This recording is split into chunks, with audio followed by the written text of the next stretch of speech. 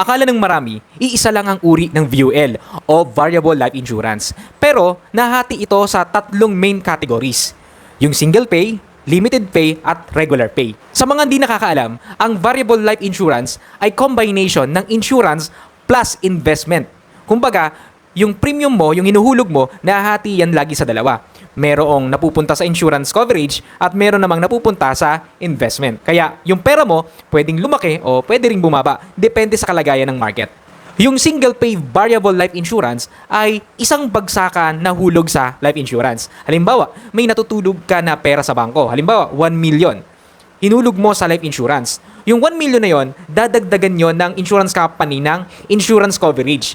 Madalas, dinadagdagan nila ng 25% yung 1 million mo. So, yun na yung magiging life insurance coverage mo. Tapos, ang maganda doon, yung 1 million na yon, yung ibang part nun ay ini-invest naman sa stock market or bonds. So, pwedeng tumubo yung 1 million mo. Yung limited pay variable life insurance naman, ito yung may certain number of years ng paghuhulog. Maring 5 years, 7 years, or 10 years. Yung regular pay variable life insurance naman, ito naman yung hanggang kaya mo ikaw maghuhulog. Madalas, ang ginagawa ng iba, sinasagad nila hanggang retirement years nila yung paghuhulog. Para na sa ganon, lumaki na lumaki yung kanilang investment. Twin single pay, limited pay at regular pay variable life insurance, walang best sa kanilang tatlo.